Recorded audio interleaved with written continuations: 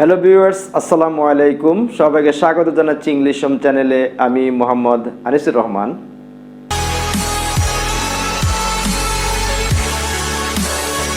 Viewers, এই পর্যায়ে আমরা আজকের এই right form of verb part 3-তে আলোচনা করব কোথায় কোথায় অথবা কখন কখন আমরা ভার্বের ফার্স্ট পার্টিসিপল ব্যবহার করব। ভার্বের ফার্স্ট পার্টিসিপল ব্যবহার করব। আসলে ভিউয়ার্স, ভার্বের ফার্স্ট পার্টিসিপল বলতে আমরা ভার্বের সেই ফর্মটিকে বুঝি, এটাকে আমরা 3 নম্বর স্থানে অথবা 3 নম্বর পজিশনে দেখি। যেমন do, did, done, write, wrote, written, eat, ate, eaten. এইখানে আমরা 3 নম্বর ফর্মটিকে দেখছি ভার্বের ফার্স্ট পার্টিসিপল, যাকে আমরা সংক্ষেপে অনেকে বলে থাকি ভার্ব 3 অথবা আরও সংক্ষেপে বলি ভার্ব V3। তো ভিউয়ার্স, আজকে আমরা দেখব কোথায় কোথায় অথবা কখন আমরা ভার্বের ফার্স্ট পার্টিসিপল ব্যবহার করব। ভিউয়ার্স, ধৈর্য ধরে আশা করি ভিডিওটি দেখবে। অবশ্যই খুব বেশি পয়েন্ট নয় যে আমরা কোথায় কোথায় ভার্বের ফার্স্ট পার্টিসিপল ব্যবহার করব। আশা করি খুব অল্প সময়ের ভিতরে তোমরা পয়েন্টগুলো জেনে নিতে পারবে। তো ভিউয়ার্স, শুরুতেই আমরা যখন ভার্বের ফার্স্ট পার্টিসিপল ব্যবহার করব তখন একটি পজিশন অবশ্যই আমাদের মাথায় চলে আসবে। সেটি হচ্ছে আমরা সব সময় টু হ্যাভ ভার্বের পরপরই যদি কোনো ভার্ব আসে সেই ক্ষেত্রে আমরা ভার্বের ফার্স্ট পার্টিসিপল অথবা ভার্ব 3 অথবা V3 যাকে বলি সেটি ব্যবহার করব। তো ভিউয়ার্স, মনে আছে তো টু হ্যাভ ভার্বগুলো কোনগুলো? যাক, আমি আবারও একটু তোমাদেরকে ব্রাশ আপ করে দিচ্ছি, অর্থাৎ আবার যেন মনে চলে আসে যে টু হ্যাভ ভার্বগুলো কোনগুলো। টু হ্যাভ ভার্বগুলো হচ্ছে have, has, had, will have, shall have, having ইত্যাদি। অর্থাৎ এই অক্সিলারি ভার্বগুলোর পরপরই ঠিক যদি কোনো ভার্ব আসে তাহলে আমরা অবশ্যই ভার্বের ফার্স্ট পার্টিসিপল ব্যবহার করব। এবার ভিউয়ার্স, আমরা দুই একটি উদাহরণ জেনে নিই। যেমন we have written an application. We have written an application. এখানে আমরা হ্যাভের পর রিটেন অর্থাৎ ভার্বের ফার্স্ট পার্টিসিপল ব্যবহার করেছি রিটেন, যাকে আমরা ভার্ব 3 বলি। আবারও বলছি, যাকে আমরা ভার্ব 3 অথবা আরও সংক্ষেপে আমরা V3 বলি। তো ভিউয়ার্স, আরও একটা example, having gone through the text. Having gone through the text we have got an information.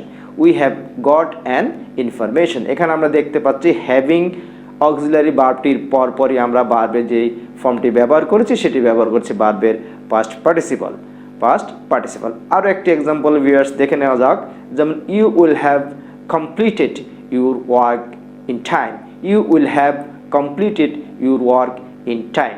তো ভিউয়ার্স, আমরা এখানে দেখতে পাচ্ছি উইল হ্যাভ অর্থাৎ টু হ্যাভ ভার্বের পরপর কমপ্লিটেড ভার্বের ফার্স্ট পার্টিসিপল অথবা ভার্ব 3 অথবা V3 ব্যবহৃত হয়েছে।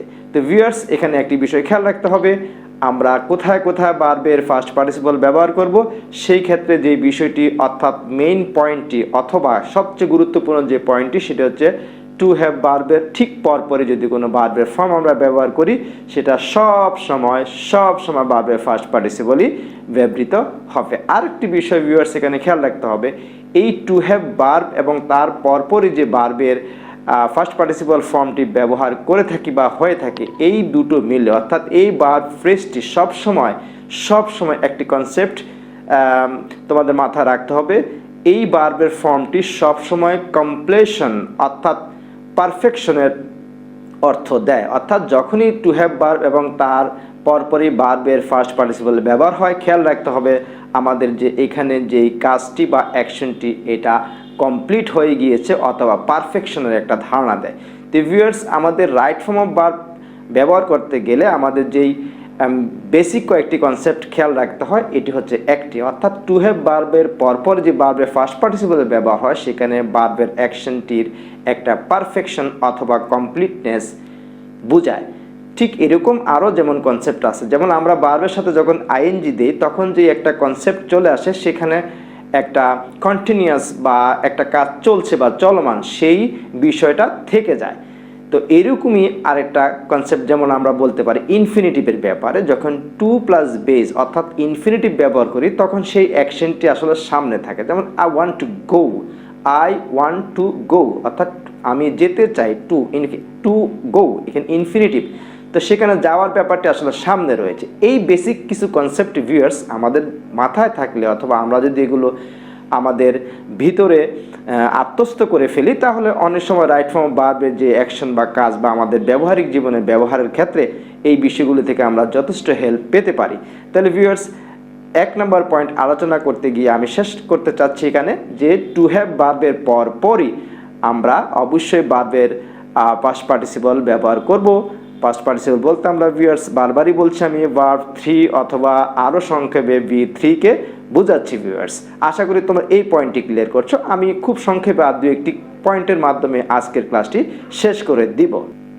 এবার আমি যে পয়েন্টটি আলোচনা করব সেটি হচ্ছে প্যাসিভ ভয়েস নিয়ে। অবশ্যই আমরা অ্যাক্টিভ ভয়েস এবং প্যাসিভ ভয়েসের বিষয়গুলো ভালো করে জানি। আর যখনই আমরা খেয়াল রাখতে হবে একটি বিষয়, আমরা যখনই প্যাসিভ ভয়েসের বিষয়টি আলোচনা করব খেয়াল করব, অর্থাৎ কখন কখন আমাদেরকে বলা হয় যে অ্যাক্টিভ থেকে প্যাসিভ করো অথবা কোনো সেন্টেন্স প্যাসিভে রূপান্তর করো অথবা অ্যাক্টিভে আছে কিনা প্যাসিভে আছে কিনা, এই ধরনের অনেক সমস্যা বা প্রশ্নের সম্মুখীন আমরা হই। তো ভিউয়ার্স, আজকে যে কনসেপ্টটি তোমরা মাথায় নেবে অথবা তোমরা জেনে নেবে সেটি হচ্ছে আমরা যখনই প্যাসিভ ভয়েসের কথা ভাববো অথবা লিখবো অথবা চেঞ্জ করে প্যাসিভ ভয়েসে রূপান্তর করব, সেক্ষেত্রে যে বিষয়টি খেয়াল রাখা সেটি হচ্ছে বি ভার্ব, অর্থাৎ বি ভার্ব। আমি আবার বলছি বি ভার্ব। বি ভার্বগুলো অবশ্যই তোমাদের খেয়াল আছে, am, is, are, was, were, shall be, will be, be being, been. এই ভার্বগুলি এগুলির পরপরই আমরা ভার্বের ফার্স্ট পার্টিসিপল ব্যবহার করব। অর্থাৎ আবারও ক্লিয়ার করে দিচ্ছি, বি প্লাস ভার্ব 3 অর্থাৎ বি ভার্বের পরপর ভার্বের ফার্স্ট পার্টিসিপল যদি আমরা ব্যবহার করি তাহলে সেটা প্যাসিভ ভয়েসে রূপান্তর হচ্ছে, অর্থাৎ ভার্ব ফর্মটি হয়ে যাচ্ছে প্যাসিভে। আমি আবারও বলছি, বি ভার্বের পরপর যদি আমরা ভার্বের ফার্স্ট পার্টিসিপল ব্যবহার করি সেক্ষেত্রে আমাদের ভার্ব ফর্মটি হয়ে যায় প্যাসিভ ভয়েসে। তো ভিউয়ার্স, এবার example, English is spoken all over the world. অর্থাৎ আমরা এখানে দেখতে পাচ্ছি ইংলিশ ইজ স্পোকেন, ইজ বিভার্বটির পরে আমরা স্পোকেন অর্থাৎ ভার্বের ফার্স্ট পার্টিসিপল স্পিক, স্পোকেন অর্থাৎ ভার্বের ফার্স্ট পার্টিসিপল ব্যবহার করেছি এবং সেক্ষেত্রে আমাদের সূত্র অনুসারে অর্থাৎ ফর্মুলা অনুসারে বি প্লাস ভার্বের ফার্স্ট পার্টিসিপল অর্থাৎ এটা প্যাসিভ ভয়েসে হয়ে গিয়েছে, তাহলে আমরা এখানে খুব ক্লিয়ারলি এই বিষয়টা মনে রাখতে হবে, সবসময় খেয়াল রাখতে হবে। আমরা যখনই প্যাসিভ ভয়েসের কথা ভাববো তখন অবশ্যই বি ভার্বের সাথে ভার্বের ফার্স্ট পার্টিসিপল ব্যবহার করব। তাহলে আমরা আরও দিয়ে একটু উদাহরণ দিই, যেমন দ্য গেট ওয়াজ ওপেন্ড। এখানে আমরা দেখতে পাচ্ছি ওয়াজ ওপেন অর্থাৎ বি ভার্ব ওয়াজ তারপর ভার্বের ফার্স্ট পার্টিসিপল ওপেন ব্যবহৃত হয়েছে। আরও খুব সহজ example, rice is eaten in Bangladesh as main food or staple food. যাই হোক, আমরা ইজ ইটেনকে নিয়ে ভাবি, ইজ হচ্ছে বি ভার্ব এবং তারপরই ইটেন ভার্বের ফার্স্ট পার্টিসিপল ব্যবহৃত হয়েছে। সুতরাং আমরা দেখতে পাচ্ছি এখানে প্যাসিভ ভয়েস তৈরি করার জন্য অথবা লেখার জন্য অথবা বলার জন্য আমরা যখনই ভাববো আমরা তখনই বি ভার্বের পরপর ভার্বের ফার্স্ট পার্টিসিপল ব্যবহার করব। তো ভিউয়ার্স, আমরা দ্বিতীয় পয়েন্টটি জেনে নিলাম যেখানে বি ভার্বের পরপর ভার্বের ফার্স্ট পার্টিসিপল ব্যবহার করব যখন আমরা ইচ্ছা করব প্যাসিভ ভয়েস গঠন করতে, তৈরি করতে অথবা লিখতে অথবা ব্যবহার করতে। Clear viewers? তাহলে আমি আবার বলে দিচ্ছি, বি প্লাস ভার্বের first participle equal to passive voice, এই বিষয়টি খেয়াল রাখতে হবে। ভিউয়ার্স, এবার একটি চমৎকার স্ট্রাকচার আমরা দেখব। স্ট্রাকচারটি হচ্ছে এইরকম, subject plus to have verb plus object plus ভার্বের ফার্স্ট পার্টিসিপল। আবারও বলছি স্ট্রাকচারটি, subject plus to have verb plus object তারপর ভার্বের ফার্স্ট পার্টিসিপল। এবার একটা এক্সাম্পল দেখা যাক, I had my hair cropped yesterday। অর্থের দিকে যদি খেয়াল করি তাহলে অর্থটি কি হবে, আমি গতকাল আমার চুল ছাটিয়ে নিয়েছিলাম। অর্থাৎ ভিউয়ার্স, কর্তা যখন কোনো কাজ কাউকে দিয়ে করিয়ে নেয় সেই ক্ষেত্রে আমরা এই স্ট্রাকচারটি ব্যবহার করি। এখানে আমাদের লক্ষণীয় হচ্ছে যে আমরা এখানে একটা ভার্বের পাস্ট পার্টিসিপলের ব্যবহার দেখতে পাচ্ছি। যেমন এখানে আমরা ক্রপ এটা ভার্বের ফার্স্ট পার্টিসিপল অথবা V3 অথবা যাকে আমরা সহজে ভার্ব 3ও বলে থাকি। তো আরও একটি এক্সাম্পল দেওয়া যাক viewers, they will have their house they will have their house dyed, অর্থাৎ তারা তাদের বাড়িটি রং করিয়ে নেবে, তারা করবে না, করিয়ে নেবে। এখানে আমরা ডাইড এর ফর্মটি দেখতে পাচ্ছি, এটা একটা ভার্বের পাস্ট পার্টিসিপল ডাইয়ের। আমরা আরেকটা এক্সাম্পল দিই, যেমন I have my watch repaired, I have my watch repaired, অর্থাৎ আমি আমার ঘড়িটি রিপেয়ার বা মেরামত করিয়ে নিয়েছি, আমি নিজে করিনি। তো ভিউয়ার্স, এখানে যে বিষয়টি খেয়াল রাখতে হবে যে এখানে একটা ভার্বের ফার্স্ট পার্টিসিপলের ব্যবহার রয়েছে, ভার্বের ফার্স্ট পার্টিসিপলের ব্যবহার রয়েছে। স্ট্রাকচারগুলো অবশ্যই তোমাদের জেনে নেওয়াই ভালো, এটা অনেক সময় আমরা বিভিন্ন ক্ষেত্রে ব্যবহার করার প্রয়োজন পড়ে বা ব্যবহার করতে হয়। ভিউয়ার্স, আমরা যখন ধারাবাহিকভাবে আমাদের আলোচনার শুরুর দিকে আমরা বলেছিলাম আমরা যাতে খুব দ্রুত বা কুইক ডিসিশন নিতে পারি কোথায় কোথায় বা কখন আমরা ভার্বের কোন ফর্মটি ব্যবহার করব, এই আলোচনার ধারাবাহিকতায় আজকে আমরা ভার্ব 3 অথবা B3 নিয়ে আলোচনা করছি। তো ভিউয়ার্স, আসলে আমরা বিস্তারিত আলোচনার চাইতে আমরা ঠিক ছোট্ট পয়েন্টগুলো একটু আমাদের মাথায় নিয়ে নিব, যেখানে আমরা কুইক ডিসিশন নিয়ে আমাদের ভার্বের ফর্মগুলো ব্যবহার করতে পারি। এ পর্যায়ে আমি আরেকটি পয়েন্ট বলে দিব, সেটি হচ্ছে আমরা যখন দেখব গেটিং অথবা গেটিং গট প্লাস ভার্বের পাস্ট পার্টিসিপল, অর্থাৎ গট, গেটিং বা গটেন ইত্যাদির পর যদি ভার্ব আসে সেক্ষেত্রে আমরা ভার্বের ফার্স্ট পার্টিসিপল ব্যবহার করব। এই ক্ষেত্রে আমরা একটা এক্সাম্পল নিতে পারি, যেমন আই গট প্রিপেয়ার্ড। এই ক্ষেত্রে আমরা দেখতে পাচ্ছি যে গেট বা গট এর পরপর ভার্বের পাস্ট পার্টিসিপল ব্যবহৃত হচ্ছে। তো ভিউয়ার্স, আসলেই আমরা যে বিষয়গুলো খেয়াল রাখতে হবে সেগুলো হচ্ছে যে আমরা কুইক যাতে সিদ্ধান্ত নিতে পারি যে কোথায় কখন বা খুব তাড়াতাড়ি যে আমরা বলতে পারি যে ভার্বে যে সিঙ্গেল ফর্মগুলো রয়েছে, আমি শুরুতেই আমাদের রাইট ফর্ম অফ ভার্ব 1-এ বলেছি যে সিঙ্গেল ফর্ম 5টি রয়েছে, সেগুলোর ব্যাপারে আলোচনা হয়েছে, তোমরা অবশ্যই ওই ক্লাসগুলো দেখে নেবে। আর এখানে আজকের ভিডিও ডেসক্রিপশন বক্সে তো অবশ্যই লিঙ্ক দেওয়া আছে, তোমরা অবশ্যই দেখে নিবে। তো ভিউয়ার্স, আমাদের এই যে সিদ্ধান্তগুলো নেওয়ার যে বিষয়গুলো আছে এগুলো আমাদের অনেক অনেক উপকার দেয়, আমরা খুব দ্রুত সিদ্ধান্ত নিতে পারি যে ভার্বের ফর্মটি কোথায় কেমন হবে।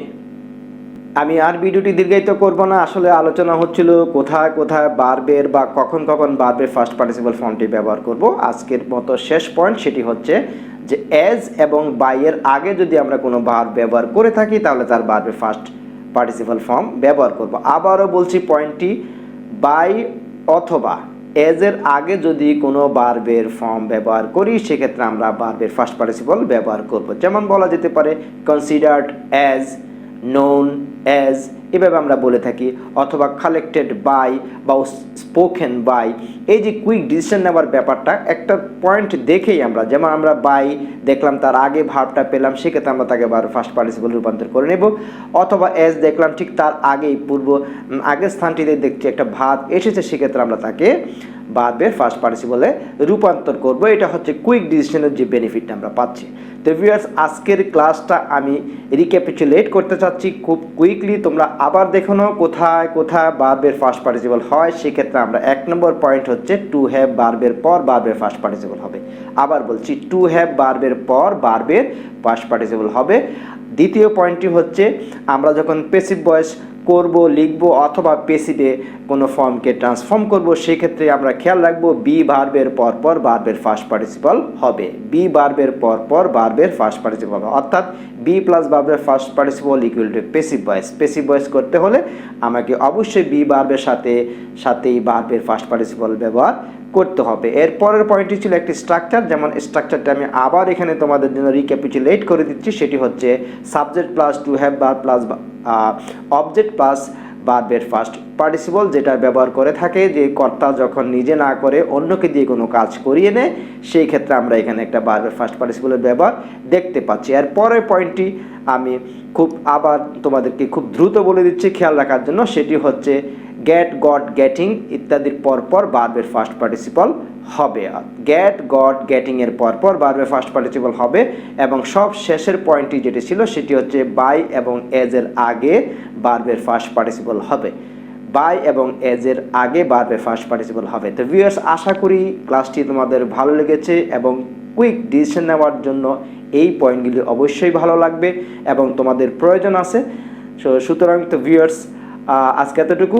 আর যদি ক্লাসটি ভালো লাগে অবশ্যই চ্যানেলটি প্রমোট করার জন্য রিকোয়েস্ট থাকলো এবং অবশ্যই সাবস্ক্রাইব করবে এবং পাশে থাকবে এবং অন্যদের উপকারের জন্য অবশ্যই ক্লাসটি শেয়ার করে দিবে। তো ভিউয়ার্স, খুব শীঘ্রই দেখা হবে right form of verb part 4-এ। সেখানে আলোচনা করব আমরা কোথায় কোথায় বা কখন আমরা ভার্বের সাথে আইএনজি দিব। তো ভালো থেকো ততক্ষণ পর্যন্ত। আল্লাহ হাফেজ।